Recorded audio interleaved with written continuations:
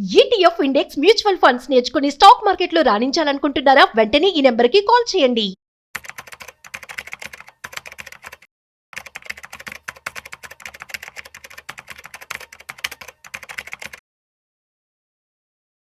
నమస్తే, welcome to Suman TV. నేను విష్ణు. ప్రస్తుతంతో పాటు ప్రముఖ స్టాక్ మార్కెట్ అనలిస్ట్ సుందరరామరెడ్డి గారు ఉన్నారు. సార్తో మాట్లాడదాం. సార్ నమస్తే. సార్ నమస్తే అండి. సుందరరామరెడ్డి గారు, రీసెంట్ గా టాటా మోటార్స్ డీమెర్జర్ జరిగింది కదా, సో ఏంటి ప్రజెంట్ సిచ్యువేషన్ ఎలా ఉంది అండ్ క్యూటీ రిజల్ట్స్ కూడా ఎలా ఉన్నాయి టాటా మోటార్స్ మీద?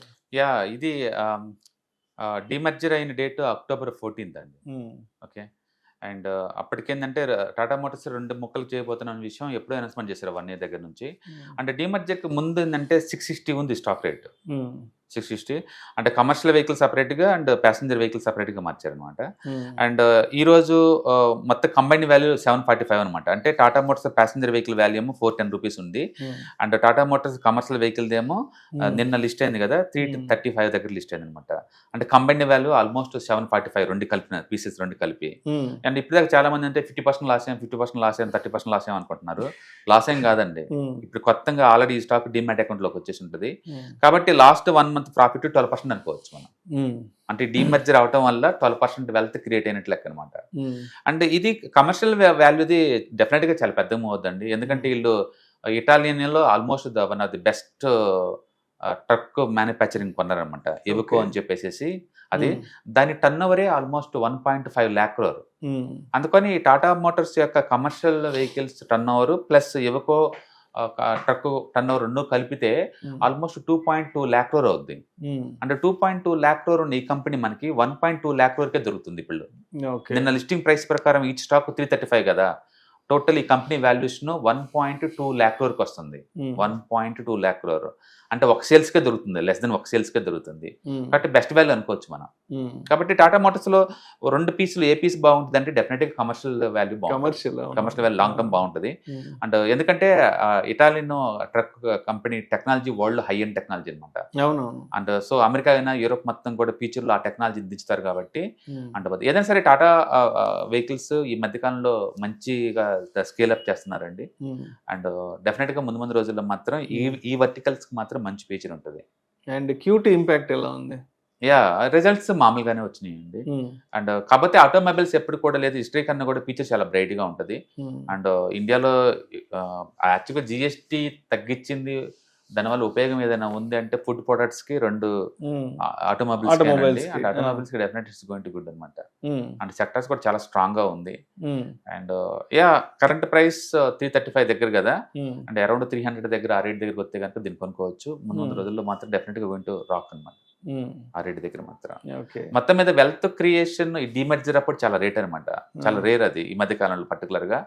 లైక్ మామూలుగా డిమర్జర్ ఎందుకు చేస్తారంటే 2 డిఫరెంట్ వర్టికల్స్ అనుకోండి, ఒకే దాంట్లో ఉండి దాని వాల్యూషన్ తగ్గించే బదులు ఇండిపెండెంట్ గా మార్చడం ద్వారా దానికి వాల్యూ క్రియేట్ అవుతుంది అనమాట. అదే ఉద్దేశంతో ఆదిత్య బిర్లా వాళ్ళు చేశారు. Aditya Birla fashion limited separate గా, Aditya Birla brands limited separate చేశారు.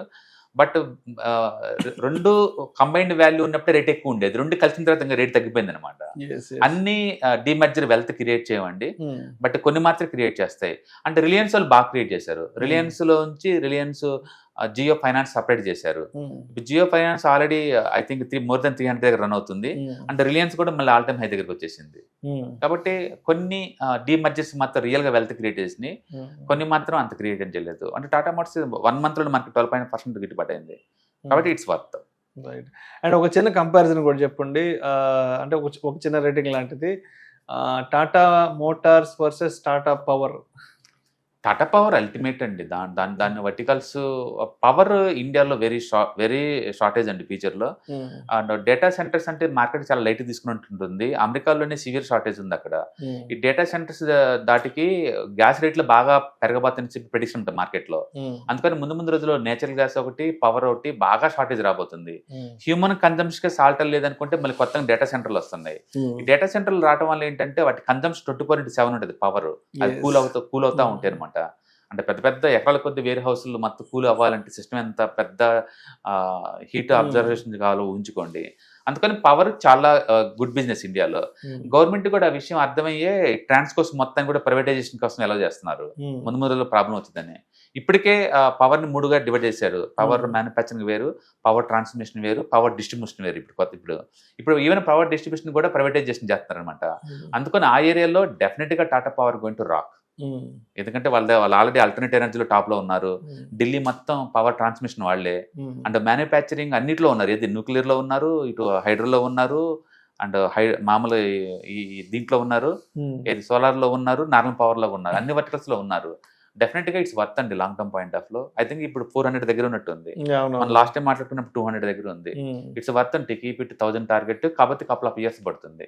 And one of the fundamental sound company, ఎందుకంటే మెజారిటీ ఈ పవర్ హౌస్ కంపెనీస్ అన్ని కూడా లేదు డెటర్డెంట్ కంపెనీస్. బట్ సెక్టర్ అయితే సూపర్ హాట్ అండి. డిప్ అయినప్పుడు లంచక్క బై చేసుకోవచ్చు. Tata plus power evergreen sector మంచి కాంబినేషన్ అండి, హ్యాపీ తీసుకోవచ్చు. అంటే ఈ వెహికల్స్ అంటే అట్లా కాదు, నిరంతరం కాంపిటీషన్, కొత్త కొత్త వెహికల్స్ ఇవన్నీ ఉంటాయి దీంట్లో. అందుకని ఈ సెక్టర్ నా సెక్టర్ తో కంపేర్ చేసుకోలేం కానీ, but power is very hot due to the data centres కావచ్చు, వాళ్ళకున్న పవర్ వర్టికల్స్ మొత్తం కూడా డైవర్సిఫైడ్ వర్టికల్స్ అనమాట.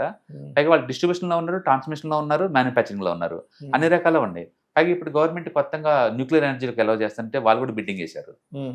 And government next 1 or 2 months లో బిఫోర్ బడ్జెట్ ఏంటంటే న్యూక్లియర్ ఎనర్జీ సంబంధించిన ప్రైవేటైజేషన్ ఎంతవరకు వచ్చిందో వాళ్ళు ఓపెన్ చేస్తుంటారు బిడ్స్. డెఫినెట్గా they are going to enter into the nuclear energy కూడా. కాబట్టి దానికి చాలా పెద్ద ఫీచర్ ఉంటుంది అందులో. Thank you sir, thank you so much. Hi, నేను మీ సుందర రామిరెడ్డి. ఈ వాలటిలిటీ మార్కెట్లో మనీ ఎలా మేక్ చేయాలని ఆలోచిస్తున్నారా? అంటే స్టాక్ మార్కెట్ బాగా బ్లీడ్ అవుతున్న ఈ టైంలో పోర్ట్ఫోలియోస్ అన్ని కూడా బ్లీడ్ అవుతున్నాయా? అండ్ ఈ వాలటిలిటీని ఎలా హ్యాండిల్ చేయాలి, లాంగ్ టర్మ్లో మంచి పోర్ట్ఫోలియో ఎలా బిల్డప్ చేయాలో ఆలోచిస్తున్నారా? అలాంటి వాళ్ళ కోసమే ఈ వెబినార్. రాబోయే ETFs, index funds and mutual funds వెబినార్లో పార్టిసిపేట్ చేయండి. మీ నాలెడ్జ్ పెంచుకొని రిస్క్ని మినిమైజ్ చేసుకోండి. స్టాక్ మార్కెట్లో ఉన్న ఇలాంటి వాలటిలిటీని ఎలా హ్యాండిల్ చేయాలో తెలుసుకోండి. Thank you.